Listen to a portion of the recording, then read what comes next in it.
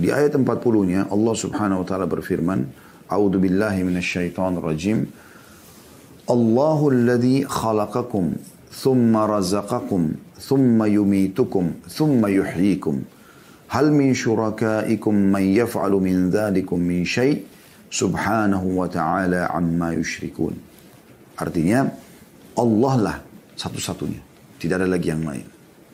Jadi orang yang kembali kepada ayat ini, kembali kepada Tuhannya Allah, maka pasti diberikan rezeki. Kepada selain Allah, perhatikan Allah katakan, Allah lah yang menciptakan kamu. Tidak ada yang menciptakan kita dari tidak ada menjadi ada kecuali Allah. Kemudian memberimu rezeki, nafas, cahaya bisa ditangkap oleh mata sehingga bisa memantulkan kembali dan melihat, telinga yang bisa menangkap suara sehingga kita mengerti apa yang sedang ditujukan kepada kita dari ucapan orang di hadapan kita, tangan bisa menjamah, kaki melangkah dan seterusnya. Kemudian mematikanmu, kemudian menghidupkanmu kembali di hari kiamat di mahsyar nanti. Ya, kemudian kita akan menuju kepada kehidupan abadi. Adakah di antara yang kamu sekutukan dengan Allah itu? Pohon, keramat, jimat, batu dan segala macam ini. Ya. Yang dapat berbuat sesuatu dari demikian itu, maha suci lah dia dan maha tinggi dari apa yang mereka persekutukan itu. Jadi di sini Allah Subhanahu wa taala memastikan dialah yang memberi rezeki. Tidak ada yang lain. Jadi percuma minta kepada selain Allah itu tidak ada gunanya.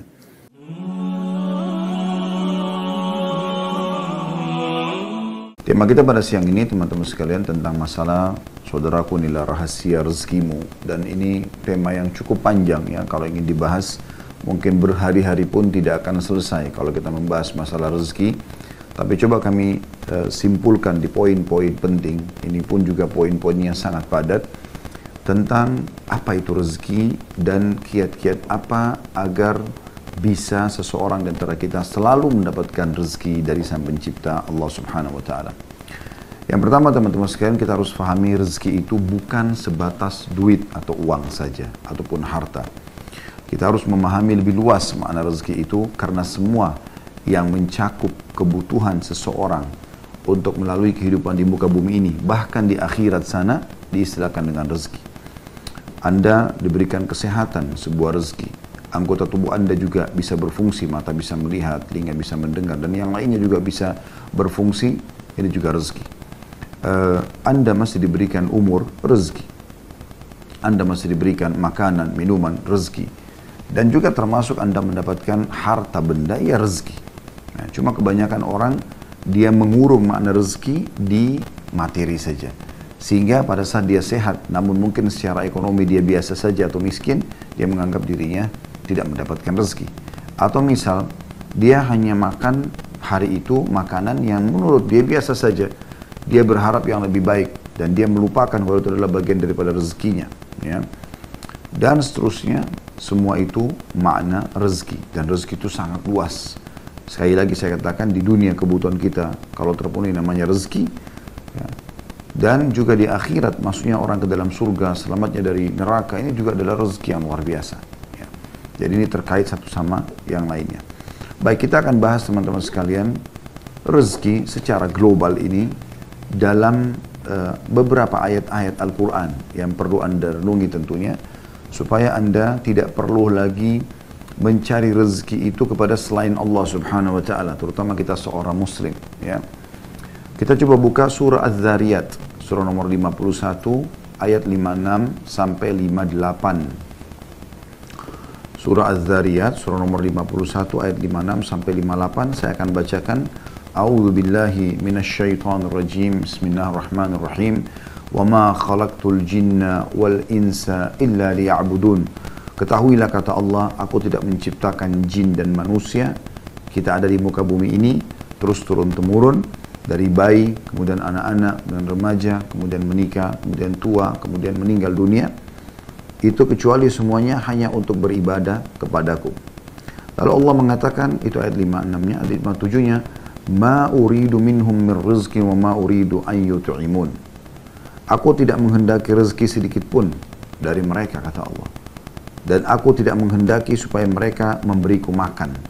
Nah, jadi Allah Subhanahu wa taala sini menyebutkan kalau mereka pun ibadah, sholat, puasa dan mengerjakan semua ketaatan, Allah tidak butuh balasan apa-apa dari semua itu. Allah tidak butuh rezeki, artinya makna rezeki tadi yang sangat luas itu, ya, bukan hanya sekedar harta. Lalu Allah menjelaskan di ayat 58, dan ini inti daripada penyampaian masalah rezeki. Innallaha huwar razzaqu dzul quwwatil matin. Sesungguhnya Allah dialah zat yang maha pemberi rezeki, yang mempunyai kekuatan lagi sangat kokoh.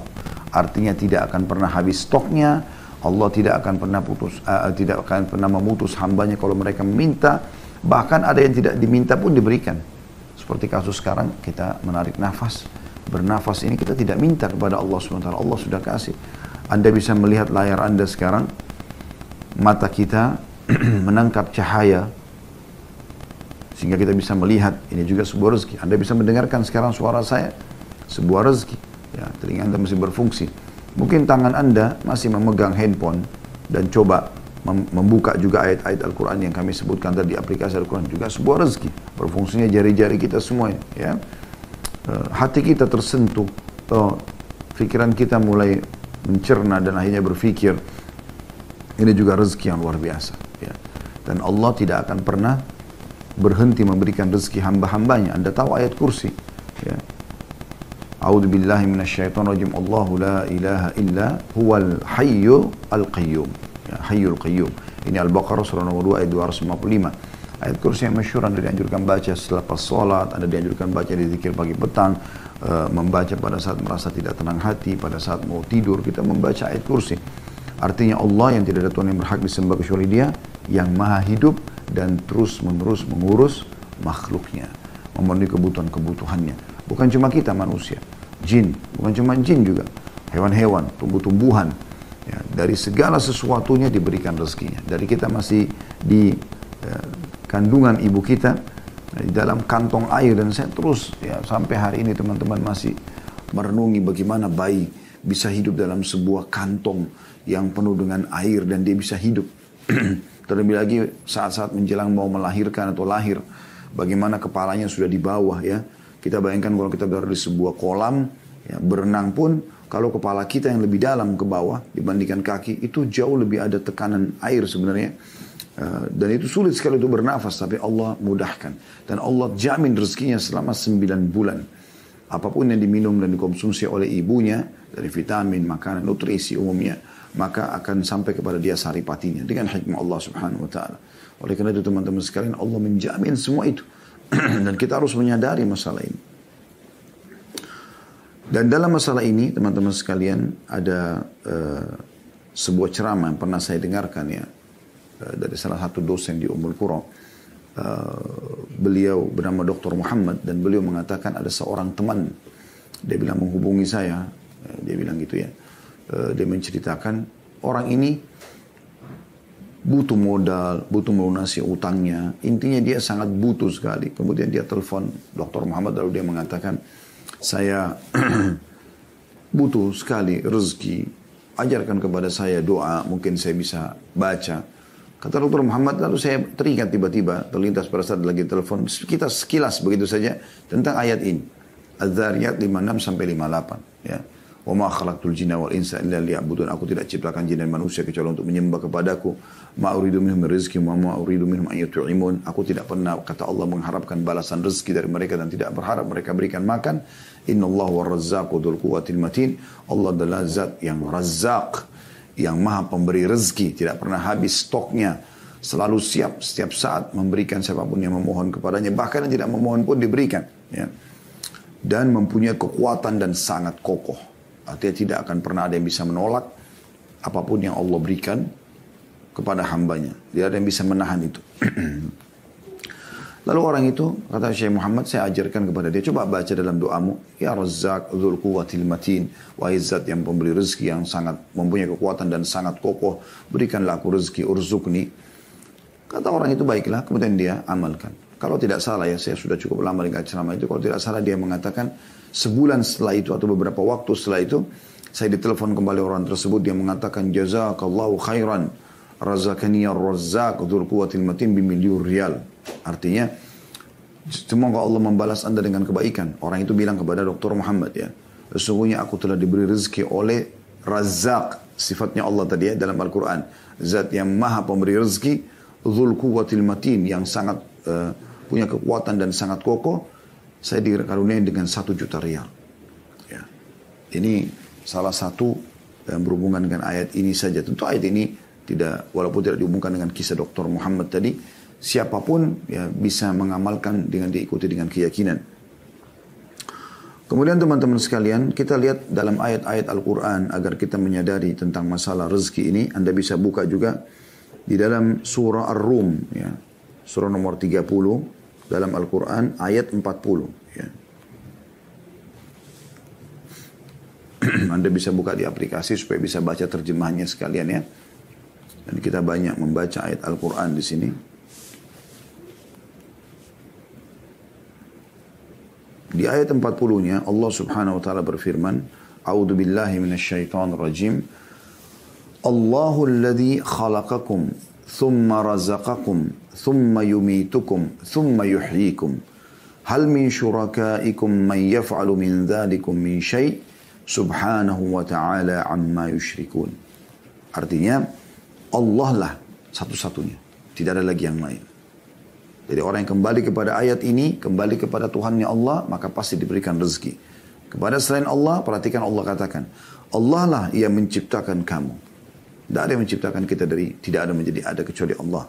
Kemudian memberimu rezeki, nafas, cahaya bisa ditangkap oleh mata sehingga bisa memantulkan kembali dan melihat, telinga yang bisa menangkap suara sehingga kita mengerti apa yang sedang ditujukan kepada kita dari ucapan orang di hadapan kita, tangan bisa menjamah, kaki melangkah dan seterusnya. Kemudian mematikanmu, kemudian menghidupkanmu kembali di hari kiamat di mahsyar nanti. Ya, kemudian kita akan menuju kepada kehidupan abadi. Adakah di antara yang kamu sekutukan dengan Allah itu? Pohon, keramat, jimat, batu dan segala macam ini. Ya. Yang dapat berbuat sesuatu dari demikian itu, maha suci lah dia dan maha tinggi dari apa yang mereka persekutukan itu. Ya, di sini Allah Subhanahu wa taala memastikan dialah yang memberi rezeki. Tidak ada yang lain. Jadi percuma minta kepada selain Allah itu tidak ada gunanya. Anda perhatikan juga surah Ghafir. Ya. Buka lagi surah Ghafir, surah nomor 40. Ya. Atau tepatnya surah Mu'min. Ya. 2 namanya ini ya, surah ini. Di ayat 64. Allah Subhanahu wa ta'ala berfirman, surah Ghafir, surah nomor 40, ayat 64. A'udzu billahi minasyaitonir rajim. Allahul ladzi ja'ala lakumul arda qararan was samaa'a binaa'an wa sawwarakum fa ahsana suwarakum wa razaqakum minat thayyibat. Dzalikumullahu rabbukum fatabarakallahu rabbul alamin. Allah lah yang telah menjadikan bumi bagi kamu tempat menetap, menghampar sekali.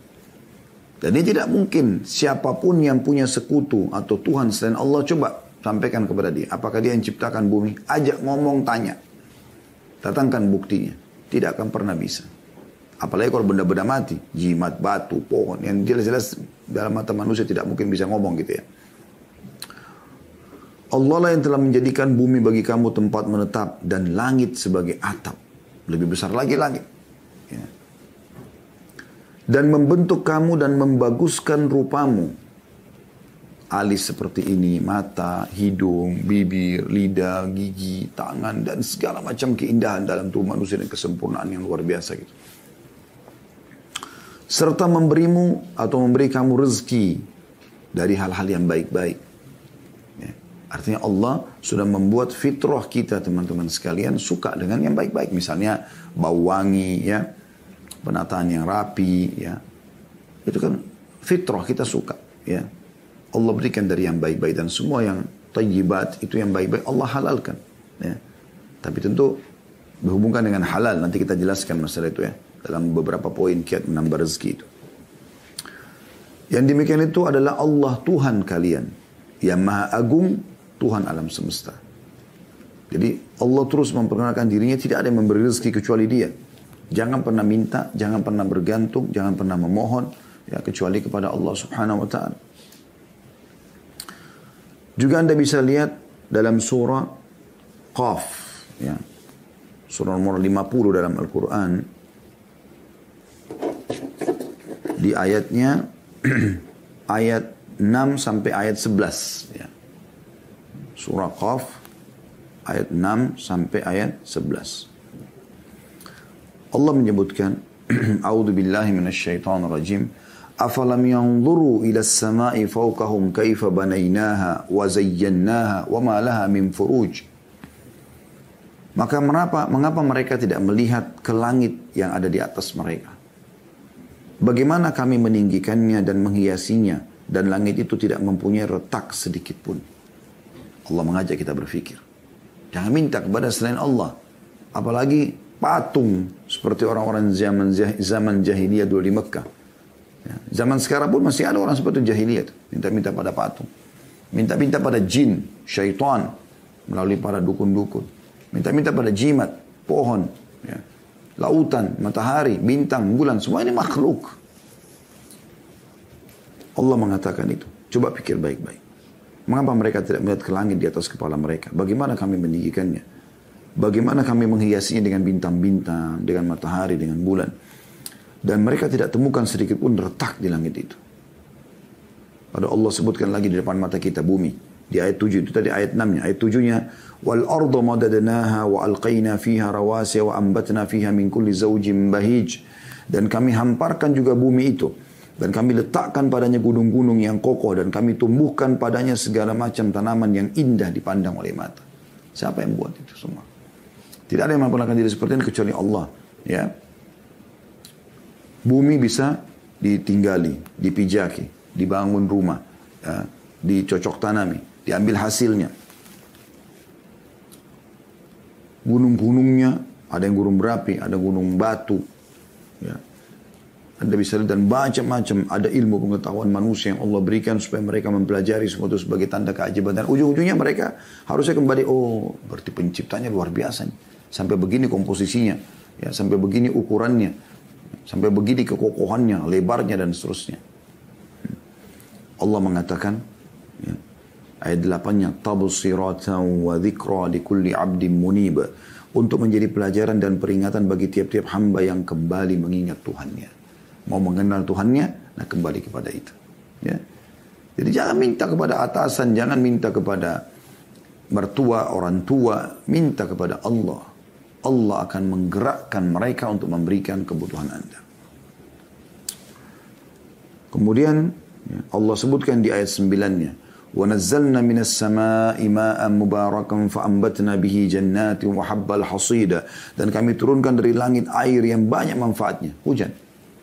Shower di kamar mandi Anda kira-kira bisa menyala tanpa ada yang menyalakan? Atau mungkin ada shower itu tanpa ada yang memasangnya? Kan tidak mungkin. Begitu juga air hujan yang turun dari langit. Bagaimana bisa air hujan turun dengan derasnya, ukurannya, ya kadarnya, kemudian waktunya, berapa lama. Tanpa ada yang mengaturnya. Allah mengatakan, dan kami yang turunkan air dari langit itu. Yang banyak manfaatnya. Lalu kami tumbuhkan dengan air itu pohon-pohon dan biji-biji tanaman, ya, yang diketam. Jadi banyak yang tumbuh, akhirnya bisa berbuah-buahan, bisa menampung air hujan turun dari langit supaya tidak banjir. Ya, kita tahu ada penghijauan, ada hutan, bagaimana para pemerintah di muka bumi ini juga menjaga, ya, supaya jangan sampai hutan-hutan gundul dan seterusnya. Lalu Allah mengatakan di ayat 10-nya, وَالنَّخْلَ بَاسِقَاتٍ لَهَا تَلْعُنْ نَضِيدَ. Dan pohon kurma, perhatikan baik-baik, yang tinggi-tinggi dan mempunyai mayang yang bersusun-susun. Satu tangkai itu banyak sekali, bisa sampai ratusan butir, ya, bahkan ribuan butir kurma. Ya, itu Allah jadikan sebagai tanda-tanda kebesarannya. Dan di sini Allah berikan gambaran kurma karena kurma buah dari sekian ratus jenisnya, ada beberapa jenis kurma kering yang bisa bertahan sampai tahunan, ya, tidak rusak. Nah, ya, tidak ada buah mungkin seperti ini. Ini manfaatnya sangat besar buat kesehatan. Lalu tentu kita tidak jabarkan ini karena ada bahasan sendiri masalah manfaat kurma. Anda bisa lihat di bahasan kami tentang Tibbun Nabawi atau penguatan Nabawi, insya Allah sudah ada di YouTube, ya. Tapi inti bahasan ayat 11-nya, Allah mengatakan semua itu rizqan lil ibad wa ahyayna bihi baldatan maytan kadzalika al khuruj. Semua itu rezeki bagi hamba-hamba kami untuk kami berikan supaya untuk kebutuhan mereka. Dan kami hidupkan dengan air itu tanah yang mati atau kering, seperti itulah terjadi kebangkitan. Di sini kita bisa lihat bagaimana Allah Subhanahu wa taala menitik beratkan masalah itu. Nah, rezeki ini teman-teman sekalian, yang perlu digarisbawahi, rezeki ini bukan, ada rezeki yang datang kepada kita tanpa kita punya upaya. Seperti tadi saya sebutkan oksigen yang kita hirup, yang ditangkap cahaya oleh mata kita, ya, suara yang ditangkap oleh kuping. Ini kesehatan kita, bangun kita sudah sehat bisa beraktivitas.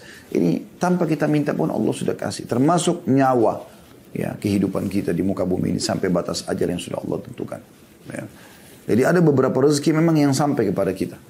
Kita minta atau tidak minta ada dikasih oleh Allah Subhanahu Wa Taala. Ada rezeki teman-teman yang tidak sampai kecuali kita memang harus berusaha. Ya. Inilah pernyataan Imam Ahmad rahimahullah pada saat beliau menjelaskan tentang sebagian orang yang duduk manis, kemudian dia mengatakan saya duduk saja nanti rezeki saya akan datang. Yang dimaksud sini adalah masalah harta, ya, pendapatan harta, pekerjaan, mungkin kalau kita sekarang pendidikan, jodoh, ya, pernikahan. Dengan dia duduk dia nggak mau, sudah nanti rezeki saya akan datang sendiri. Ini yang beliau mengatakan, ini adalah kebodohan yang nyata. Dan Umar bin Khattab pernah memukul dan menghardik orang-orang, mengusir dari masjid. Pada saat ditanya, kalian ngapain di sini? Mereka bilang, kami sedang bertawakal kepada Allah. Ya, kami menunggu rezeki kami. Maka kata Umar, kalian mengatakan menunggu rezeki sementara kalian tahu bahwasanya Allah tidak mencatatkan langit menurunkan atau menghujankan emas dan perak. Keluarlah dan cari rezeki di luar sana. Sufyan ats-Tsauri rahimahullah, seorang ulama tabi'in, juga pernah berkata seperti itu kepada orang-orang yang duduk di masjid. Lalu ditanya oleh Sufyan rahimahullah, habis sholat Jumat kalian ngapain di sini? Masjid Haram duduk. Mereka mengatakan, kami al-mutawakkilun 'ala Allah, kami bertawakal kepada Allah. Udah, kami duduk aja begini, nanti ada rezeki datang ya sudah datang, kalau enggak ya enggak gitu. Maka kata Sufyan tadi, bukan begitu memahaminya. Kan harus keluar cari. Allah suruh kita mencari. Ya. Dalam surah Jum'ah kan Allah sebutkan begitu. فَإِذَا قُضِيَتِ الصَّلَاةُ فَانْتَشِرُوا فِي الْأَرْضِ وَابْتَغُوا مِنْ فَضْلِ اللَّهِ. Kalau selesai sholat Jumat, maka menyebarlah kalian di muka bumi, lalu cari rezeki itu. Suruh cari, ya. Jadi kita kalau ada rezeki-rezeki seperti kita mau punya pendidikan, ijazah supaya kita punya kedudukan di masyarakat, kita bisa mengajar, kita bisa menggunakan ijazah itu untuk bekerja, kita harus sekolah kan. Kita harus sekolah, mendaftar dulu, ada upaya. Kemudian kita ikut kuliah atau kita ikut sekolah, kemudian kita lulus dengan nilai yang bagus, dan seterusnya berhubungan dengan masalah itu. Begitu juga Anda mau bekerja, tidak bisa Anda duduk di rumah lalu nanti pekerjaan datang sendiri. Tidak, Anda harus keluar. Begitu juga dengan jodoh, Anda menikah dulu saya, nanti jodoh saya datang sendiri. Nggak bisa, Anda harus ikhtiar. Ya. Mencari, menanyakan, lalu kemudian Anda selebihnya Anda serahkan kepada Allah Subhanahu Wa Taala. Ya. Jadi rezeki itu kalau saya gambarkan, ibarat ini coba mudah memahami saja ya. Ibarat pohon, ada buahnya yang berjatuhan, ada buahnya yang bergelantungan. Kalau buah yang berjatuhan ini Anda tinggal pungut, selesai Anda dapatkan sekian tadi oksigen, Anda tinggal hirup. Ya, mata tinggal cahaya tinggal ditangkap oleh mata, telinga tinggal ditangkap oleh kuping dan seterusnya lah. Ya. Ya, mungkin ini panjang sekali kalau kita rincikan. Intinya itu contoh-contohnya. Dan ada rezeki, ada buah yang Anda naik pakai tangga untuk mengambil buah itu. Ya. Jadi sudah kita kasih contoh-contohnya. Anda mau punya ijazah sekolah, Anda mau punya jabatan, Anda mau menikah, ya, Anda mau mengembangkan, mau lebih banyak lagi pendapatannya. Memang ini harus dengan upaya, ya. Seperti kita misalnya sudah S1, ngajar di kampus, ya, gajinya misalnya 5 juta. Lalu saya berpikir saya ingin gaji lebih besar, ya. Bagaimana caranya? Oh, kalau orang S2 di kampus, kalau kita bicara lingkup jadi dosen misalnya. Orang kalau S2 gajinya lebih besar. Tadi kalau S1 ini contoh saja, misal 5 juta. Kalau orang S2 gajinya 7 juta. Kalau orang S3 gajinya 9 juta atau 10 juta. Kalau orang profesor bisa lebih banyak gitu kan. Maka kita kemudian berupaya untuk lanjutkan pasca sarjana. Sekolah S2, sekolah S3 gitu kan.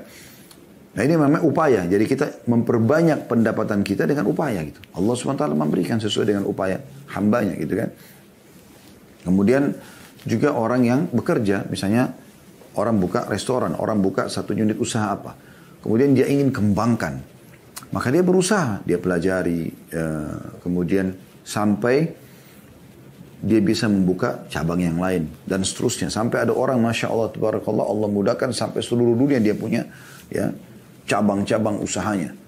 Allah berikan taufik. Kenapa? Karena dia berusaha. Padahal sebenarnya dia manusia seperti kita.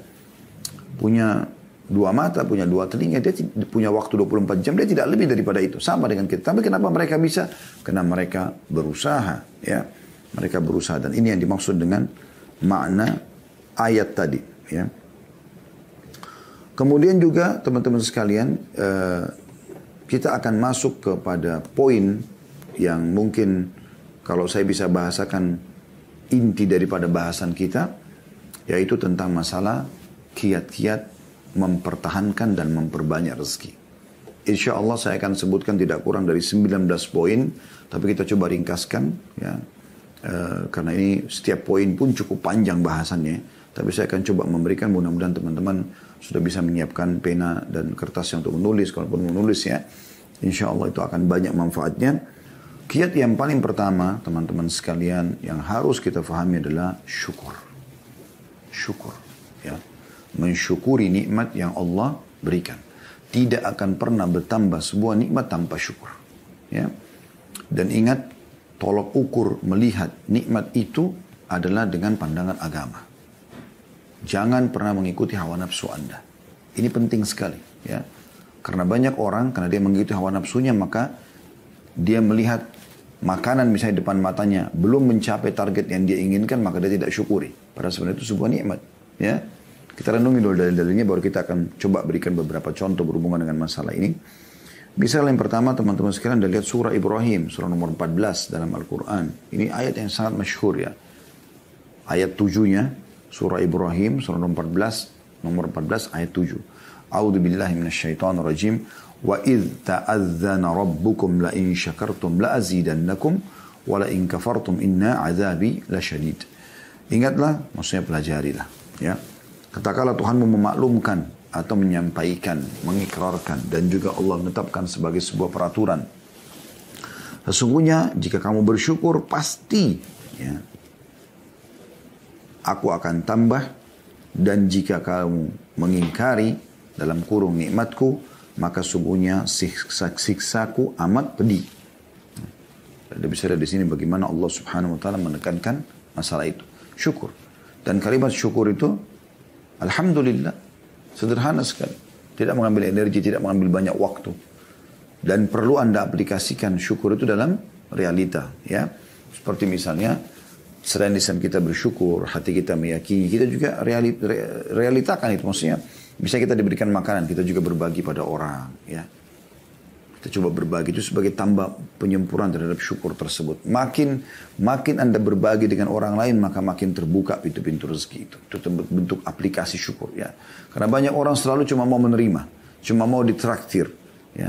Cuma mau diberi, tapi tidak pernah mau memberi. Nah, ini berbeda, tidak memahami makna syukur yang sebenarnya. Juga Anda bisa lihat Allah SWT sebutkan dalam surah Al-Ankabut, surah nomor 29 ayat 17, ya.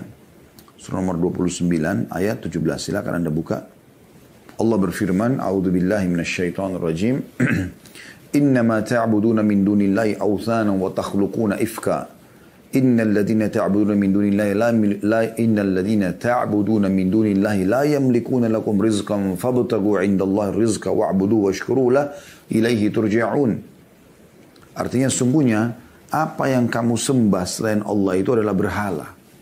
Tidak ada manfaatnya. Kuburan, patung, jimat, pohon, apalah selain daripada Allah. Berhala, ya. Dan kalian buat-buat itu dengan dusta. Bohong. Oh, ini punya kekuatan, ini bisa memberikan rezeki, ini bisa menyembuhkan penyakit. Dusta besar. Ya. Allah mengatakan itu. Ya. Kalau itu semua ifka, kedustaan. Orang-orang Mekah begitu.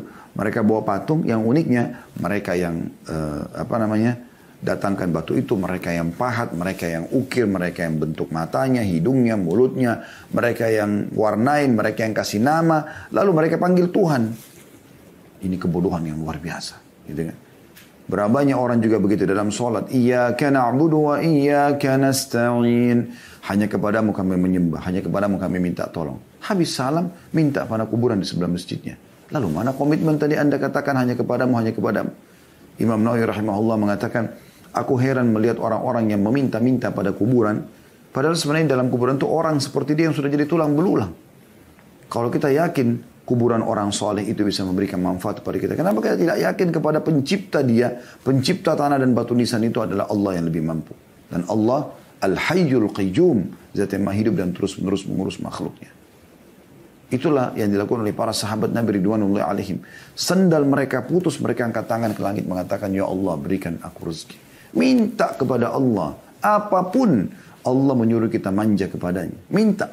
Makanan, minuman, apa saja. Dalam sebuah diskusi riwayat Bukhari kan begitu. Ya. Kata Allah SWT, wahai anak Adam. Ya. Kalian semua lapar kecuali yang kuberikan makanan, mintalah makanan padaku. Kalian semua haus kecuali yang kuberikan minuman, maka mintalah minuman kepadaku. Kalian semua tidak menggunakan pakaian kecuali aku berikan, mintalah kepadaku.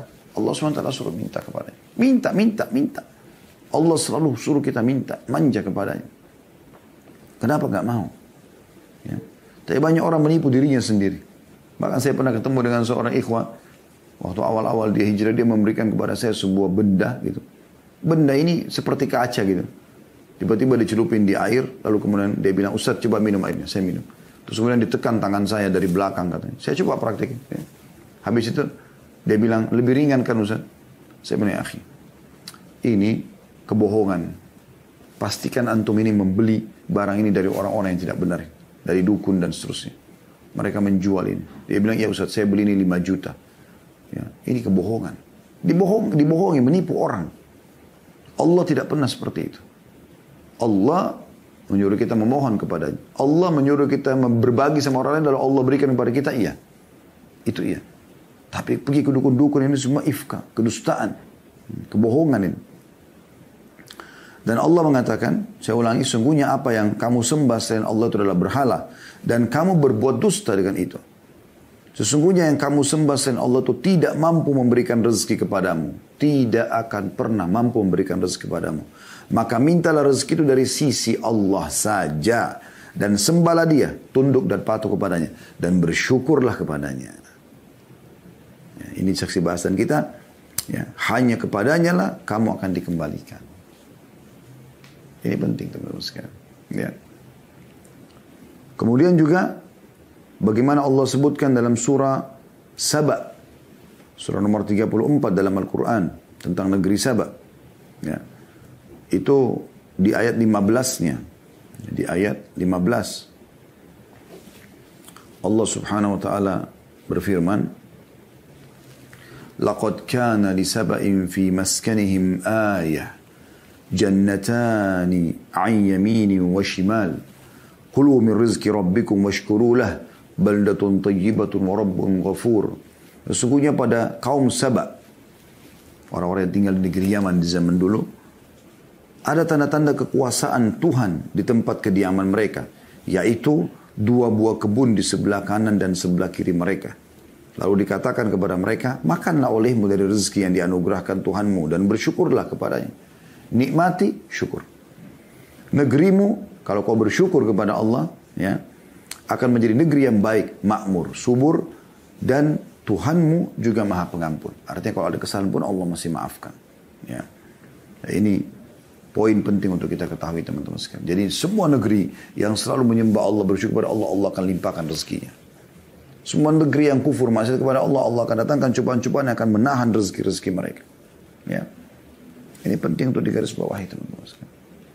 Bahkan subhanallah kadang-kadang ada hal-hal yang kita anggap bukan rezeki, sebenarnya rezeki dari Allah Subhanahu wa taala.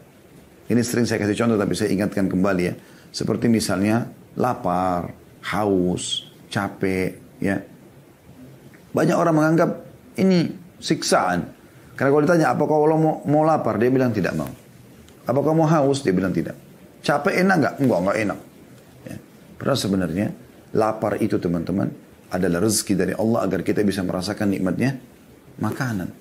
Ya. Coba kalau Anda kenyang, Anda tidak tahu harus mau makan, Anda tidak tahu nikmatnya makanan itu. Anda cuma tahu, ya sudah, makan saja. Ya. Apa ini mau makan, mau manis, asam, pedas, oke kita pilih. Tapi kalau orang lapar teman-teman, dia tahu bagaimana nikmatnya makanan itu. Ya. Begitu juga dengan orang haus, dia tahu nikmatnya dahaga itu, dia tahu nikmatnya minum. Begitu juga dengan capek. Anda kalau dari pagi sampai malam tidur terus, kemudian malam disuruh tidur lagi, mungkin Anda tidak bisa tidur. Tapi kalau dari pagi sampai malam Anda bekerja, Anda capek sekali. Dan malam Anda istirahat walaupun cuma 2-3 jam, nikmatnya luar biasa. Harusnya mulai sekarang, kalau kita lapar, haus, capek, Jangan lagi mengatakan, aduh lapar, aduh haus, aduh capek. Alhamdulillah lapar, alhamdulillah haus, alhamdulillah capek. Karena semua itu jembatan untuk merasakan nikmatnya atau merasakan besarnya nikmat Allah Subhanahu wa taala. Ya. Ini termasuk ya yang perlu diperhatikan. Yaitu masalah kita bersyukur kepada Allah Subhanahu wa taala. Ya. Selanjutnya teman-teman sekalian, yang kedua yang harus kita perhatikan, ya, kiat untuk mempertahankan dan menambah rezeki yaitu bersedekah. Nah, ini sebenarnya bentuk aplikasi dari syukur itu, dari ucapan syukur ya. Tapi kita bersedekah, keluarkan harta. Biasakan bersedekah. Cintai sedekah ini sebagaimana juga Anda suka dan cinta kalau Anda diberi kepada orang. Jadi suka memberi sebagaimana juga kita suka diberi, ya. Seperti itu kurang lebih gambarannya. Dan ini poin yang mesti digarisbawahi karena ini penyebabnya. Penyebab rezeki itu. Perhatikan dalam surah Al-Baqarah, surah nomor 2 ayat 254. Allah Subhanahu wa taala berfirman, A'udzu billahi minasyaitonir rajim. Ya ayyuhalladzina amanu anfiqu mimma razaqnakum min qabli an ya'ta yawmun la bay'un fihi wa la khullatun wa la syafa'ah wal kafiruna humudz zalimun. Hai orang beriman, berinfaklah apa yang telah kami jadikan rezeki kepada kalian, ya. Sebelum datang hari tidak lagi transaksi, nggak ada lagi persahabatan, nggak ada lagi pertolongan, dan orang-orang kafir adalah mereka yang menzalimi diri mereka sendiri. Ya, apa yang engkau infakkan saudaraku muslim, maka itu menjadi penyebab datangnya rezeki, ya. Anda bisa lihat juga dalam surah Ibrahim, surah nomor 14 ayat 31 sampai 34, ayat 31 sampai 34, ya. A'udzu billahi minasyaitonir rajim. Sekali lagi surah Ibrahim ayat 31 sampai 34. Qul li'ibadiyalladzina amanu yuqimus salata wa yunfiqu mimma razaqnahum sirran wa alaniyatan min qabli an ya'tiya yawmun la bay'un fihi wa la khilal. Ini ayat 31-nya, ya. Yang artinya, katakanlah kepada hamba-hambaku hai Muhammad yang telah beriman. Tentu orang tidak beriman tidak tersentuh, tapi orang beriman tersentuh.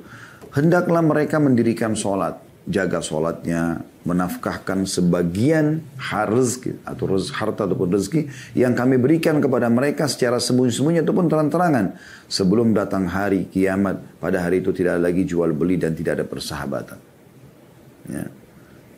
Lalu Allah menjelaskan yang memerintahkan kalian untuk menginfakkan itu supaya Allah gantikan juga, ya, itu Allah. Siapa dia? Allah perkenalkan dirinya di ayat 32-nya. Langsung lanjut setelahnya. Allahul ladzi khalaqas samawati wal arda wa anzala minas samaa'i ma'an fa akhraja bihi minats thamarati rizqan lakum wa sakhkhara lakumul fulka litajriya fil bahri bi amri wa sakhkhara lakumul anhar. Allah lah yang memerintahkan kalian berinfak dan menjanjikan akan menggantikan itu. Allah lah yang telah menciptakan langit dan bumi dan menurunkan air hujan dari langit. Kemudian dia mengeluarkan dengan air hujan itu berbagai buah-buahan. Menjadikan rezeki yang dijadikan rezeki untuk kalian. Dan dia telah melundukkan bahtera bagi kalian. Supaya bahtera itu berlayar di lautan dengan kehendaknya. Dan dia telah menundukkan pula bagimu sungai-sungai. Bisa diambil airnya, bisa diambil ikannya, bisa diambil perhiasannya dan segala macam. Ayat 33-nya. وَسَخَّرَ لَكُمُ الشَّمْسَ وَالْقَمَرَ Saya ulangi, وَسَخَّرَ لَكُمُ الشَّمْسَ وَالْقَمَرَ دَائِبَيْنِ وَسَخَّرَ لَكُمُ اللَّيْلَ وَالنَّهَارِ. Dan dia juga telah menundukkan pula bagi kalian matahari dan bulan. Matahari terbit pagi hari itu benar malam, maghrib. Bulan keluar malam, gitu kan. Itu semua ditundukkan. Dan terus menerus beredar dalam orbitnya. Dan telah menundukkan bagimu juga malam dan siang. Malam istirahat, siang untuk beraktivitas. Ayat 34-nya. وَآتَاكُمْ مِنْ كُلِّ مَا سَأَلْتُمُوهُ وَإِنْ تَعُدُّ نِعْمَةَ اللَّهِ لَا تُحْصُوهَا إِنَّ الْإِنسَانَ لَظَلُومٌ كَفَّارٌ. Dan dia telah memberikan kepadamu keperluanmu dan segala apa yang kamu mohonkan kepadanya. Dan jika kamu menghitung nikmat Allah, tidaklah dapat kamu menghitungnya. Nah, sesungguhnya manusia itu sangat zalim dan sangat mengingkari nikmat Allah. Mungkin ada pertanyaan muncul di sini di benak Anda. Ustaz, Allah bilang, ya, Allah telah memberikan semua yang kita minta. Wa atakum min kulli ma sa'altumuh. Tapi masih ada permintaan saya yang belum Allah kasih, Ustaz. Saya jawab begini. Yang Allah kasih kepada Anda jauh lebih banyak. Dan yang belum Allah kasih 1-2 masalah saja. Buktinya, bukan karena tiap hari lapar. Apa yang Anda katakan teman-teman sekalian? Lapar. Tiba-tiba otak kita berpikir mau ke restoran mana, mau makan apa. Dan mudah kita dapatkan. Tinggal korek kantong kita, keluarkan uang, gesek ATM, selesai. Kita bisa makan. Dan tiap hari itu, tiap hari. Anda sekarang umurnya berapa tahun? 30, 40, 50, 60 tahun? Hah? Tiap hari Anda makan. Kalau tidak, kalau Anda tidak makan, mungkin Anda sekarang sudah tidak hidup. Bukankah tiap hari kita haus? Kita cuma mengatakan haus. Tiba-tiba terpikir di benak kita, minum nih. Minum es teh manis kah, es jeruk, minum apalah, hangat, dingin. Ya, terserah kita. Kita tinggal minum. Dan tiap hari kita bisa gonta-ganti minuman, makanan, mau kopi, mau teh, dan segala macam. Ya. Bukankah tiap hari teman-teman sekalian, ya, kita selalu butuh nafas, kita selalu butuh pendengaran kita selalu butuh cahaya untuk mata kita selalu butuh berfungsi anggota tubuh kita sampai hidung kita bisa membedakan mana bau wangi, bau busuk seketika, lidah kita bisa bedain mana asin, mana pedas, mana ya pahit dalam waktu seketika. Nah, semua masih bisa berfungsi dan ini luar biasa ini bagaimana Allah Subhanahu wa taala memberikan semuanya. Yang belum diberikan, mungkin Anda minta menikah sama seseorang, Allah belum kabulkan. Anda minta disembuhkan penyakit, ada penyakit, Allah belum kabulkan. Di situ ya, di poin itu. Mungkin Anda mau bekerja, minta pekerjaan, belum Allah berikan. Tapi ini hanya belum diberikan saja. Ya. Allah melihat kesungguhan kita dan kata Nabi SAW, kalau seseorang itu, ya, Allah melihat keindahan dia dalam berdoa, maka Allah menerlambatkan jawabannya agar dia tetap dalam doanya. Seperti itu. Itu luar biasa itu. Atau supaya tetap dia dapat dalam doanya. Atau memang Allah belum berikan karena memang masih ada penghambat-penghambatnya. Seperti dosa yang dia lakukan misalnya. Ya. Jadi sangka baik dengan Allah Subhanahu wa ta'ala. Kemudian kata Nabi SAW dalam hadis yang masyhur ya. Hadis sahih. Ya bena Adam unfik alik. Wahai anak Adam berinfaklah. Maka aku akan berinfak kepadamu. Keluarkan dulu. Sedekah dulu. Maka aku akan ya berikan kepadamu. Dan ini ada bahasan sendiri panjang lebar masalah sedekah ini sudah kami bahas tentang keajaiban sedekah. Anda bisa kembali ke playlist di YouTube insyaAllah. Dan yang ketiga, teman-teman sekalian, yang melihat waktu saya percepat sedikit ya, masalah fokus kepada yang halal dan tayyib. Apa itu halal? Yang Allah bolehkan. Ya. Dan tayyib artinya berkualitas. Karena walaupun halal, seperti ayam halal, ya, atau kambing atau sapi halal. Tapi kalau bangkai sudah enggak tayyib. Atau rusak, berjamur, bisa mendatangkan penyakit, sudah enggak tayyib. Jadi enggak boleh. Ini dua hal harus bertemu. Ya, fokus kepada yang halal dan tayyib. Perhatikan Allah mengingatkan kepada kita di dalam surah An-Nahl. Ya. Maaf, surah Al-Ma'idah dulu. Surah nomor 5 ayat 87 sampai 88. Ya. Surah nomor 5 Al-Ma'idah ayat 87 sampai 88. Yang bunyinya, A'udzubillahi minasyaitonirrajim. Ya ayyuhalladzina amanu la tuharrimu tayyibati ma ahallallahu lakum wa la ta'tadu innallaha la yuhibbul mu'tadin. Hai orang beriman, jangan kamu haramkan apa-apa yang baik yang telah Allah halalkan bagimu. Allah halalkan, nikmati, makan, silakan selama halal. Ya. Dan jangan kamu melampaui batas, jangan juga terlalu berlebihan. Mentang-mentang halal lalu kita berlebihan, gitu kan? Makan daging halal tapi dia makan 10 kilo. Nah, mungkin perutnya di mana dia mau taruh? Ya. Maksudnya dia mau letakkan makanan itu di perutnya di mana 10 kilo gitu kan. Seketika dia makan dalam waktu yang bersamaan. Itu nggak mungkin. Jangan berlebihan. Ya. Sesungguhnya Allah tidak menyukai orang berlebihan atau melampaui batas. Lalu Allah bilang apa? Ayat 88-nya kita disuruh nikmati, silakan. Wa kulu mimma razaqakumullahu halalan thayyiba. Wattaqullaha alladzi antum bihi mu'minun.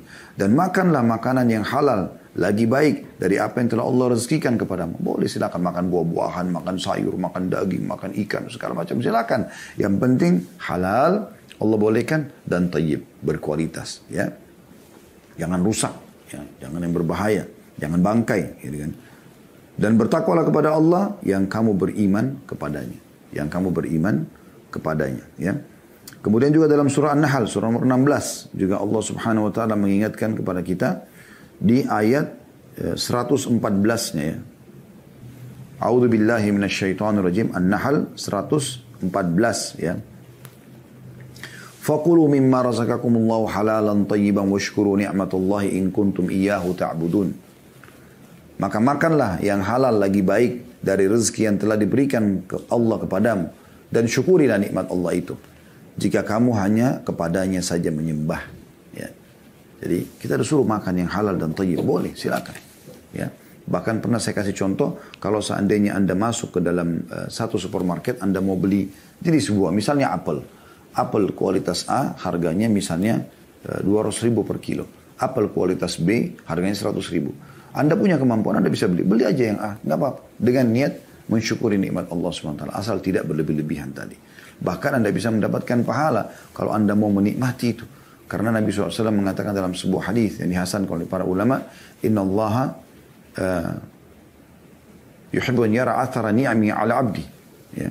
Sesungguhnya Allah suka melihat bekas nikmatnya pada hambanya, gitu kan. Jadi Allah suka melihat kalau kita pakai baju yang bagus, makan yang enak, penampilan yang rapi. Allah suka lihat itu, tapi tidak berlebihan, dan sumbernya adalah halal dan tayyib. Yang keempat, teman-teman sekalian, memperbanyak istighfar dan taubat kepada Allah Subhanahu wa taala. Ini juga sudah kami pernah jelaskan materi khusus ya 1 jam lebih itu tentang masalah keajaiban istighfar. Ini luar biasa gitu. Ya, jadi usahakan jangan pernah luput istighfar ini dari lisan kita. Dan kita mengambil dalil surah Nuh, surah nomor 71 ya, dalam Al-Quran. Anda bisa lihat ayat 10 sampai ayat 12. A'udzu billahi minasyaitonir rajim. Ya. Bagaimana Nabi Nuh berkata kepada kaumnya, "Faqultu astaghfiru rabbakum innahu kana ghaffara." Dan aku berkata kepada kaumku agar mereka memohon ampun kepada Tuhan, sesungguhnya Dia Maha Pengampun. Apa manfaatnya? Apa manfaatnya kalau orang beristighfar kepada Allah? Apa bukannya dengan rezeki, Ustaz? Perhatikan ayat 11-nya. Allah mengatakan, yursilis sama alaikum midrara. Niscaya Dia akan mengirimkan hujan kepadamu yang lebat. Maksudnya hujan yang bermanfaat, bukan hujan yang mendatangkan masalah ya. Sampai seorang badui mengatakan, ya, siapapun yang ingin menjadi tetangga kami, maka hendaklah dia memperbanyak istighfar. Karena istighfar adalah hujan lebat yang menyuburkan tanah-tanah kami. Kemudian ayat 12-nya, Allah mengatakan manfaat istighfar, wa yumditkum bi amwalin wa banina wa yaj'al lakum jannatin wa yaj'al lakum anhara. Dan akan memperbanyak dengan istighfar itu harta juga keturunan ya, atau anak-anak, dan mengadakan untukmu kebun-kebun, juga mengadakan pula di dalamnya untukmu sungai-sungai. Ya. Lalu Allah ingatkan, kalau kita tambahkan ayatnya, saya tambahkan 13 ya. Dan beberapa ayat setelahnya ini perhatikan baik-baik. Allah mengatakan, malakum la tarjuna lillahi waqara. Mengapa kamu tidak percayakan kebesaran Allah? Apa yang menghalangimu untuk minta hanya kepada Allah? Waqad khalaqakum atwara. Sementara Dia telah menciptakanmu dengan beberapa fase, tingkatan. Dari sperma ketemu sama sel telur, gumpalan darah, gumpalan daging, dan seterusnya sampai jadi manusia. Ya. Lalu Allah mengatakan di ayat 15-nya, alam tara kaifa khalaqallahu sab'a samawatin tibaqa. Tidakkah kalian lihat bagaimana Allah menciptakan 7 lapis langit bertingkat-tingkat? Kenapa masih ragu? Ayat 16-nya, wa ja'ala al-qamara fihinna nuran wa ja'ala asy-syamsa siraja wa ja'ala asy-syamsa siraja, dan Allah menciptakan padanya bulan sebagai cahaya dan menjadikan matahari sebagai pelita. Wallahu ambatakum minal ardi nabata, dan Allah menumbuhkan kamu dari tanah dengan sebaik-baiknya. Thumma yu'idukum fiha wa yukhrijukum ikhraja, dan kemudian Dia mengembalikan kamu ke dalam tanah mati dan mengeluarkan kamu daripadanya pada hari kiamat dengan sebenar-benarnya. Wallahu ja'ala lakumul arda bisata, dan Allah yang telah menjadikan untukmu bumi hamparan. Wa litasluku fiha subulan fijaja, agar kamu menjalani jalan-jalan luas di bumi itu. Ya. Jadi ini semua manfaat istighfar yang luar biasa. Dan ini bahasanya panjang ya, tapi perbanyak istighfar, teman-teman sekalian. Ini sudah pernah kami jelaskan, masalah ini panjang lebar sekali. Bagaimana Hasan Basri rahimahullah didatangi oleh 3 orang. Yang satu sudah lama nggak punya anak. Ya. Kemudian sudah ikhtiar tapi belum punya anak. Yang satu punya penyakit belum sembuh-sembuh. Yang satu sudah lama bekerja, tidak pernah kaya-kaya. 3-tiganya datang lalu minta petunjuk. Hasan Basri hanya mengatakan perbanyak istighfar. Perbanyak ya. Bukan cuma istighfar, perbanyak. Ya, perbanyak istighfar itu. Maka Hasan Basri, orang-orang itu pulang, lalu Hasan Basri ditanya rahimahullah, kenapa anda cuma mengatakan perbanyak istighfar? Mungkin yang satu tadi butuh tabib atau obat, yang satu mungkin butuh modal, ya. Karena yang satu, 2 orang kan punya penyakit, satu tidak punya keturunan, yang satu sudah lama kena penyakit di perut tapi tidak sembuh gitu. Ini butuh tabib, butuh obat. Yang satu mungkin yang tadi mau menjadi orang kaya butuh modal atau butuh dipandu kepada satu program ya kerja gitu kan. Maka dia mengatakan, bukankah Allah berfirman, lalu dia membacakan surah Nuh ayat 10 sampai 12 tadi. Ya, dan Nuh berkata kepada kaum, istighfarlah kalian kepada Tuhan kalian, maka dia akan menurunkan hujan yang lebat dari langit dan memperbanyak untuk kalian harta dan juga keturunan, gitu kan. Sebagaimana sudah dijelaskan tadi. Kemudian yang kelima, teman-teman, bertakwa kepada Allah SWT. Artinya patuh kepada Allah dalam setiap keadaan. Dan ini Anda bisa lihat dalam surah At-Talaq ya, surah nomor 65 dalam Al-Quran. Ini banyak sekali manfaat orang bertakwa, dan ini sudah kami jelaskan panjang lebar di di masalah bekal dunia akhirat. Anda bisa kembali kepada playlist YouTube kami, Anda bisa klik cari judulnya bekal dunia akhirat. Kami bahas panjang lebar tentang masalah takwa di situ, definisinya dan semua dalil-dalil berhubungan dengan masalah. Tapi Anda bisa lihat bagaimana masalah takwa ini Allah jelaskan dalam surah At-Talaq ya. Di ayat 2-nya surah nomor 65, a'udzubillahi minasyaitonir, ayat yang masyhur ya, "Wa may yattaqillaha yaj'al lahu makhraja." Siapa yang bertakwa kepada Allah, Allah akan berikan kepadanya makhraja, jalan keluar dari semua permasalahannya. Ya. Kemudian ayat 3-nya, "Wa yarzuqu min haitsu la yahtasib." Dan akan diberikan rezeki dari tempat tidak disangka-sangka. Ya. Jadi ini jelas Allah memberikan rezeki. Ini saksi bahasan kita di sini. Ya. Jadi orang yang bertakwa kepada Allah. Dan takwa itu artinya patuh. Itu ringkasnya. Bagaimana apa yang Allah perintahkan Anda kerjakan wajib ataupun sunnah. Apa yang Allah larang Anda jauhi haram ataupun makruh. Ya. Yang halal Anda nikmati, yang haram Anda tinggalkan. Ya, saya ringkaskan. Kemudian yang keenam, tawakal kepada Allah SWT. Dan makna tawakal adalah menyerahkan ya, hasil setelah berusaha. Itu tawakal. Dan bedanya dengan tawakul. Tawakul artinya menyerahkan sebelum berusaha. Ya. Pernah ada sahabat begitu datang ke masjid Nabi SAW mau hadir pengajian. Kemudian dia bimbang, ikat nggak sih unta ini? Udahlah nggak usah ikat, tawakkaltu ala Allah. Saya bertawakal kepada Allah. Begitu dia masuk masjid, untanya lari. Akhirnya dia bingung. Dia kejar unta tersebut. Dan unta ini cepat sekali lari dan susah untuk dikejar gitu. Intinya dia tidak dapat untanya. Dia pulang ke masjid, pengajian sudah selesai. Nabi SAW tanya, kenapa kamu? Dia bilang, ya Rasulullah, begini ceritanya. Apa kata Nabi SAW? Iqilha wa tawakkal ala Allah. Ikat dulu untamu baru kau tawakal. Masa nggak dikunci mobil sama motor sudah tawakal? Dia dicuri. Ya, itu tawakal namanya. Dan Allah menyebutkan masih dalam surah yang sama dalilnya, ya, dalam surah At-Talaq surah nomor 5 ayat 3-nya. Ya, setelah Allah mengatakan wa yarzuqu min haitsu la yahtasib, kembali kepada ayat tadi, Allah memberikan rezeki dari tempat tidak disangka-sangka bagi orang yang bertakwa. Lalu Allah bilang, "Wa may yatawakkal 'ala Allah fa huwa hasbuh." Siapa yang bertawakal kepada Allah, maka Allah jadi pencukup baginya. Dan dalam hadis riwayat Ahmad yang sahih, yang masyhur, kalau kalian bertawakal sebenar-benar tawakul, ya, sebenarnya tawakal kepada Allah, maka Allah akan memberikan kepada kalian rezeki sebagaimana Allah berikan rezeki burung yang keluar di pagi hari, kemudian dia pulang sore hari dalam kondisi perutnya penuh. Dan Imam Ahmad mengatakan, sungguh bodoh kalau ada orang mengatakan, duduk aja nanti rezekinya akan datang, ya, maksudnya akan bertambah dari jenis rezeki yang kedua yang sudah kita jelaskan ya. Sementara ya Allah mengatakan seperti burung yang keluar di pagi hari dan pulang sore hari dalam kondisi perutnya sudah kenyang. Kemudian teman-teman sekalian, kiat yang ke-7 ya, yaitu silaturahim ya. Jadi jangan lupa hak-hak kerabat teman-teman sekalian, hak-hak kerabat ya. Dan cukup banyak dalil berhubungan dengan masalah ini ya. Di antaranya kita langsung saja ke poinnya, yaitu hadis Nabi SAW. Hadis ini riwayat Bukhari dan Muslim ya. Man sarrahu an yubsata lahu fi rizqihi wa yunsa'u lahu fi athari falyasir rahimah. Barang siapa yang ingin dilapangkan rezekinya dan dipanjangkan umurnya, hendaklah dia menyambung silaturahim. Dilapangkan rezekinya. Ya, rahim ini orang-orang yang punya hubungan kekerabatan dengan kita. Makanya pun ada sahabat dalam hadis Bukhari juga membawa sebuah kantong dirham. Dia mengatakan, ya Rasulullah, ini ada kantong dirham, saya ingin sedekah. Ada 2 orang target saya. Yang satu punya hubungan kerabat, yang satu tidak punya hubungan kerabat. Yang mana saya dahulukan?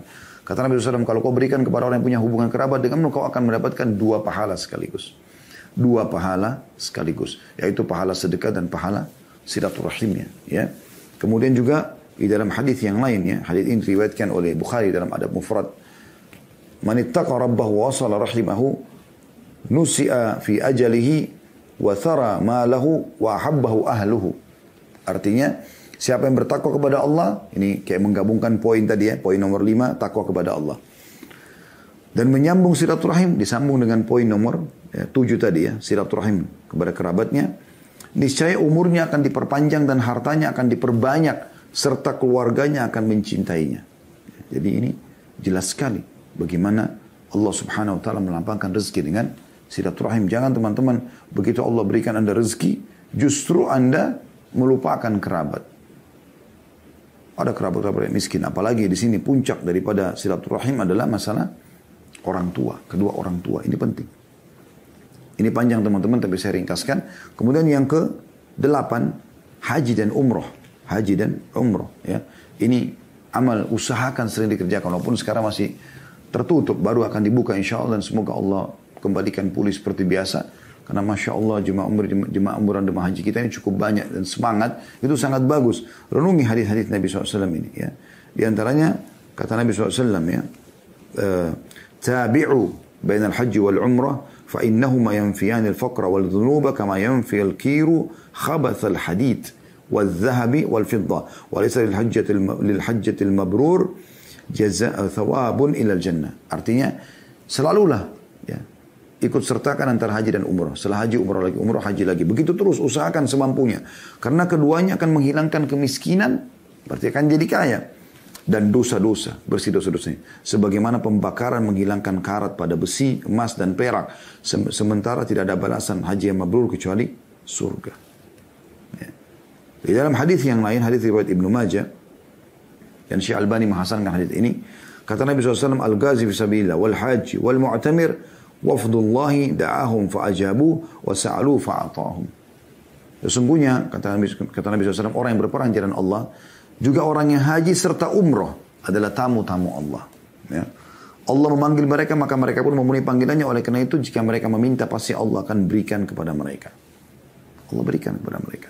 Jadi mereka minta apapun diberikan. Oleh karena itu, salah satu kunci ya terpenuhi hajat-hajat kita teman-teman sekalian, yaitu bagaimana kita melakukan haji dan umrah. Baik teman-teman sekalian. Selanjutnya kita pindah poin nomor 9. Hijrah. Hijrah. Ya. Hijrah puncaknya adalah hijrah dari negara kafir yang kita tidak bisa ibadah ke negara Islam. Juga masuk dalam makna hijrah sebagian ulama mengatakan, dan ini sudah kita jelaskan di bedah buku kita, hijrah dari kemaksiatan kepada ketaatan. Walaupun alhamdulillah sudah selesai kemarin bukunya kita bedah ya. Tapi yang jelas buku itu berisikan banyak bab-bab tentang masalah hijrah. Nah ini sebagian ulama mengatakan hijrah juga pindah dari keadaan kemaksiatan, ya keterpurukan keimanan kepada ketaatan kepada Allah SWT. Jadi hijrah. Dan maksud dalam umumnya firman Allah SWT dalam surah An-Nisa. Anda bisa buka surah nomor 4 ayat 100. A'udzu billahi minasyaitonir rajim. Wa man yuhajir fi sabilillah yajid fil ardi muragaman katsiran wa sa'a. Barang siapa yang berhijrah di jalan Allah, maka dia akan menemukan muragaman ya. Yaitu peluang-peluang ya, rezeki-rezeki. Katsira, banyak. Wasa'a dan kelapangan. Ya. Allah SWT berikan kelapangan. Banyak pendapat ulama berhubungan dengan masalah ini. Tapi yang jelas ayat-ayat ini sudah berbicara dengan dirinya sendiri. Kalau dia akan menjadi penyebab rezeki. Ya. Kemudian yang ke-10 teman-teman. Doa. Doa. Sering berdoa kepada Allah SWT. Doa ini adalah sumber rezeki. Ya. Minta kepada Allah SWT. Sebelum keluar rumah. Berdoa. Ya. Zikir pagi petang. Baca doa. Ya. Antara azan iqamah sepertiga malam berdoa kepada Allah SWT. Doa banyak sekali manfaatnya. Kalau kita ingin bahas ini panjang, dan saya sudah ada judul teman-teman, kita sudah bedah di YouTube judulnya, di playlist Anda bisa lihat dahsyatnya doa. Di situ luar biasa bagaimana doa punya pengaruh yang sangat luar biasa. Usahakan Anda selalu manja, bergantung, dan doa itu ringkasnya curhat dengan Allah. Kenapa tidak mau? Kenapa tidak mau? Hadis yang dihasankan oleh Tirmidzi, kata Nabi SAW, man lam yadu Allah yaghdab alaih. Sampai tidak minta pada Allah, Allah malah murka padanya. Karena dia seakan-akan sombong. Harusnya dia minta kepada Allah SWT.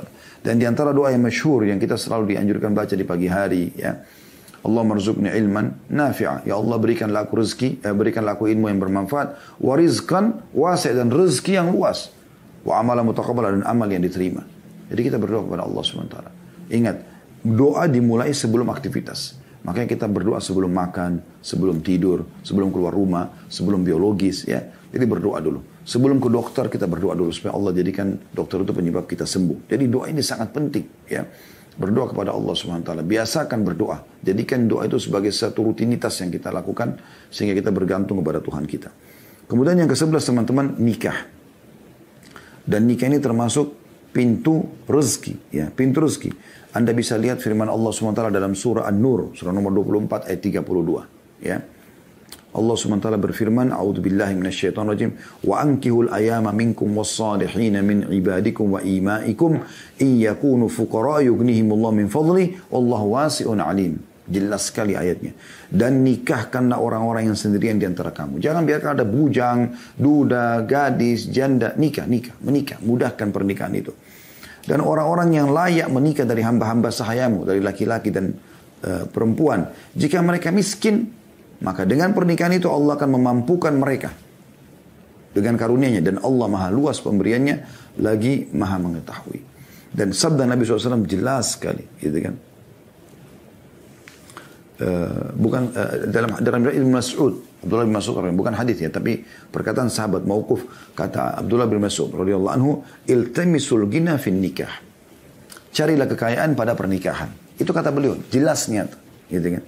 Dan ini diriwayatkan oleh Ibnu Jarir dan juga ya, dinukil oleh Ibnu Katsir dalam tafsir beliau. Ya.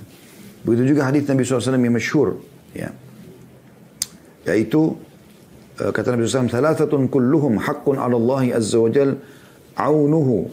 Ada 3 golongan yang pasti Allah akan memenuhi kebutuhan mereka. Al-mujahidu fi sabilillah, orang yang jihad di jalan Allah. Wan nakihu alladhi yuridul afaf, dan orang yang menikah karena takut ya, terjerumus dalam dosa. Maksudnya dia menyelamatkan dirinya. Wal mukatibul alladhi yuridul ada, dan orang budak yang mau bebaskan diri sehingga dia tebus dirinya pada majikannya. Tapi di sini saksi bahasan kita adalah seseorang yang menikah. Ya. Kemudian teman-teman sekalian yang ke-12, menuntut ilmu, belajar. Ya. Ini juga termasuk pintu rezeki tersendiri. Ya. Cukup banyak dalil berhubungan dengan masalah ini teman-teman sekalian. Tapi ada riwayat yang menarik. Yaitu riwayat Anas bin Malik radhiyallahu anhu. Beliau mengatakan, Kana akhawani ala ahdi Nabi SAW. Ada 2 orang dulu bersaudara di zaman Nabi SAW.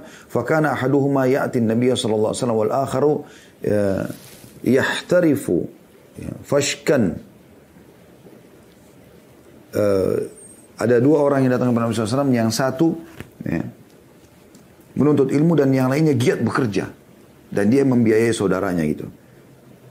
Al-muhtarifu akhahu fashaka al-muhtarifu akhahu ila Nabi SAW. Maka orang yang bekerja keras ini sehingga membiayai saudaranya yang menuntut ilmu ini datang dan mengeluh kepada Nabi SAW. Faqala, lalu berkata, la'alla. Lalu dia mengeluh. Lalu kata Nabi SAW. Faqala lahu Nabi SAW. La'allaka turzaku bihi. Ketahuilah, sesungguhnya kau diberikan rezeki justru karena saudara menuntut ilmu itu. Ya. Jadi dari hadis ini ulama mengatakan, orang yang membiayai orang lain saya tuntut ilmu bisa dapat rezeki, apalagi orang yang menuntut ilmu itu sendiri. Ya. Dan dengan kita menuntut ilmu teman-teman, kita jadi tahu ya, tentang mana halal, mana haram. Ya.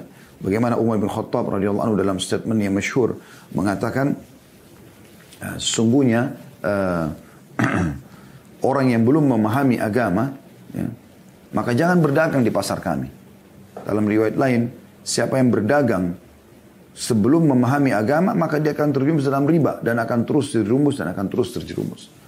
Jadi memang ilmu ini akan membuat kita jadi tahu mana halal, mana haram, gitu kan? Sehingga kita hanya fokus kepada halal, dan halal ini akan mendatangkan banyak rezeki dari Allah Subhanahu wa taala. Yang ke-13 teman-teman, persahabatan yang baik, ya. Persahabatan yang baik. Dan ini sudah masyhur sekali, ya. Hadis Nabi SAW, mathalul jalisis salihu wal jalisus su. Perumpamaan komunitas yang baik, sehat, yang soleh, yang halal, ya, sibuk dengan yang halal, dan komunitas yang buruk, kemaksiatan, kamathali sahibil misk wa kirul haddad. Artinya perumpamannya seperti majelis yang komunitas yang baik ini, yang sehat, yang berprestasi, ya, yang sibuk dengan yang halal. Ini seperti penjual minyak wangi.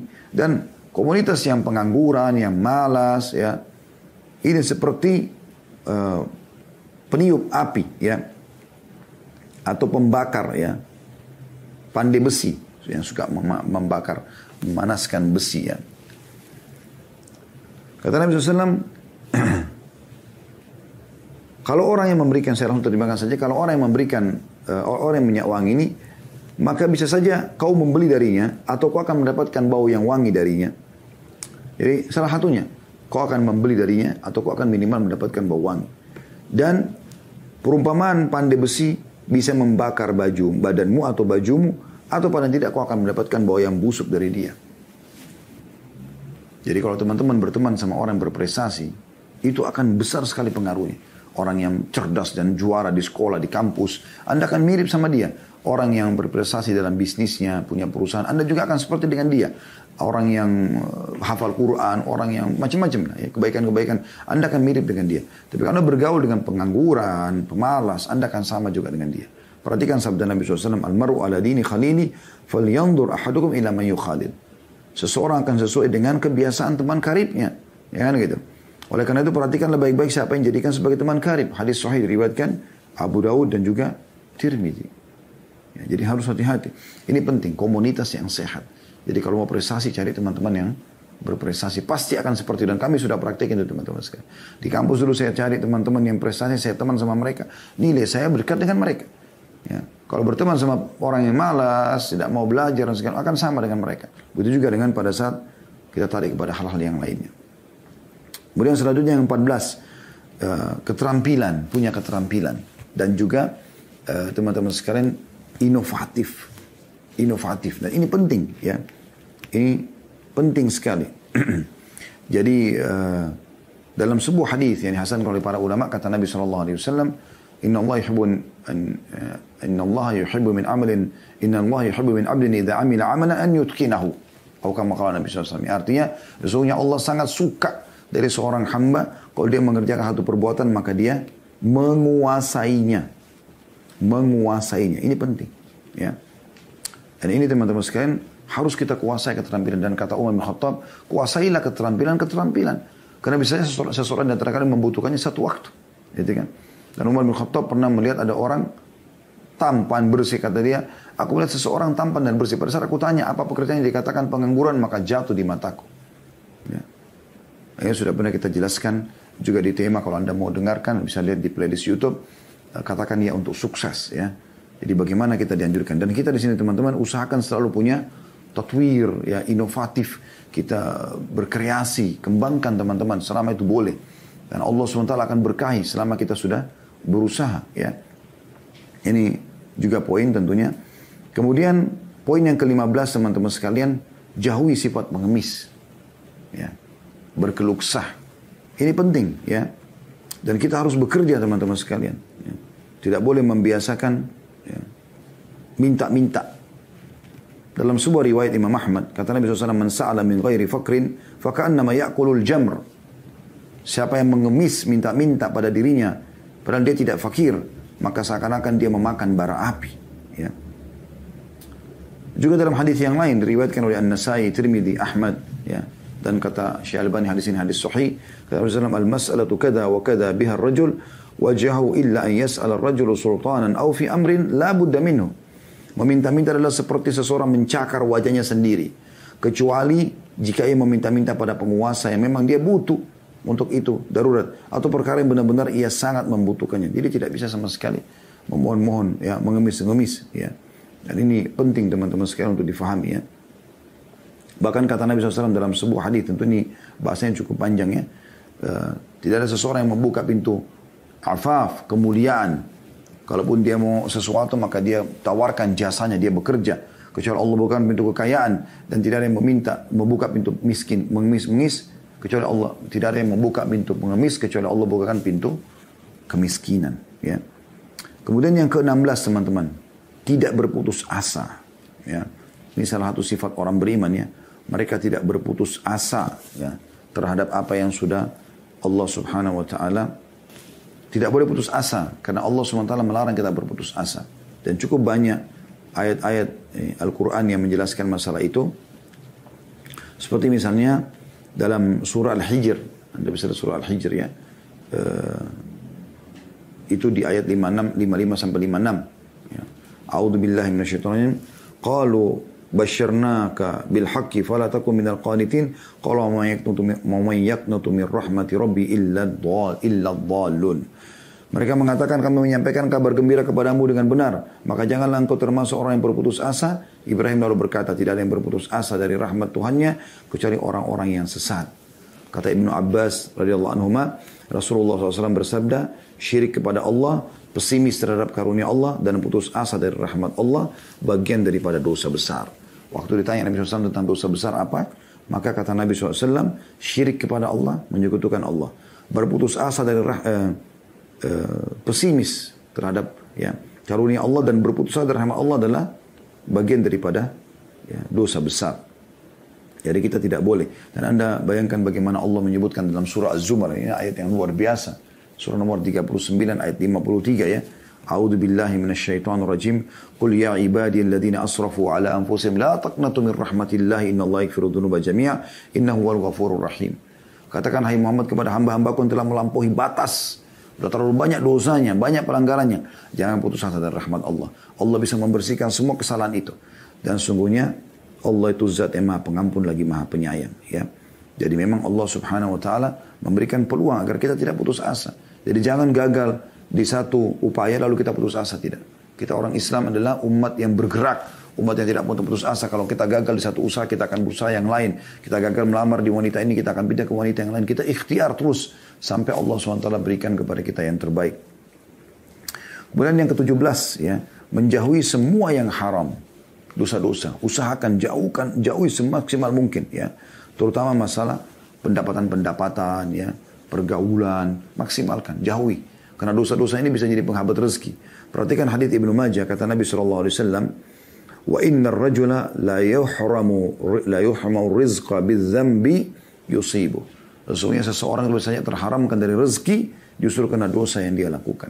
Ini umumnya ini bahasan panjang dan ada bahasan kami dulu tentang bahayanya harta haram ya. Ini sudah pernah kita bahas, insya Allah Anda bisa kembali ke tema itu. Tapi yang jelas tidak boleh ada yang haram, Anda hindari. Jangan usahakan, jangan justru seperti sebagian orang begitu jadi kaya raya justru berzina sana sini, justru mabuk-mabukan, justru narkotika. Ini ngawur ini. Harusnya harta itu digunakan untuk bersyukur kepada Allah Subhanahu wa taala dan menjauhi yang haram. Kemudian yang ke-18, menjauhi sifat malas ya. Menjauhi sifat malas. Ini juga termasuk Nabi SAW berlindung ya. Wa'udzubika minal kasal. Ya Allah jauhkan kami dari sifat malas. Tidak boleh malas teman-teman sekalian. Harus selalu rajin. Kapan ada sifat malas baca a'udzubillahi minasyaitonirrajim. Ya. Harus kita terus semangat. Ya. Dan ini berhubungan dengan bahasa-bahasa sebelumnya ya. Tapi cukup tadi sabda Nabi SAW bahwasanya beliau berlindung wa'udzubika minal kasal dan jauhkan kami dari sifat malas. Dan yang terakhir teman-teman sekalian jauhi sifat pelit. Ya walaupun ini ada hubungannya dengan tadi ya, korelasinya dengan masalah bersedekah di poin-poin yang sebelumnya ya. Tadi di poin yang kedua ya. Tapi tetap aja kita khususkan karena ada orang dia kaya raya dan dia anggap dirinya sudah bersedekah. Padahal sebenarnya dia pelit.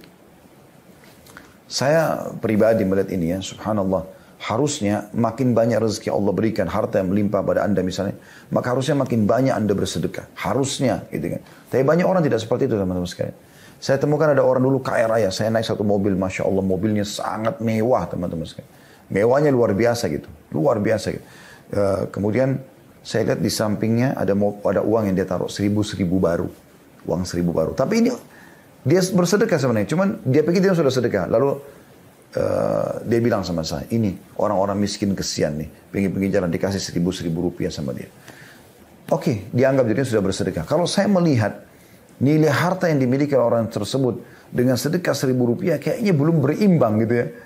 Nah, ini saya tidak katakan dia bakhil, tapi poinnya masih kurang pas.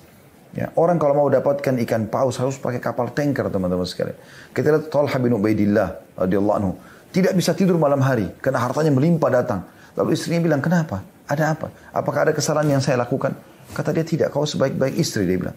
Lalu kata Talha, saya terganggu dengan harta saya ini. Kata istrinya, kenapa kau pikirkan? Sedekahkan aja. Lalu disedekahkan. Semuanya. 400.000 dirham miliaran pada satu dikeluarkan sekaligus. Begitu mereka luar biasa. Dan saya melihat subhanallah teman-teman kita yang Allah berikan rezeki ini. Kalau mereka membuka dirinya di pintu sedekah ini. Menjauhkan sifatnya dari sifat bakhil. Dia betul-betul lepaskan diri dari itu.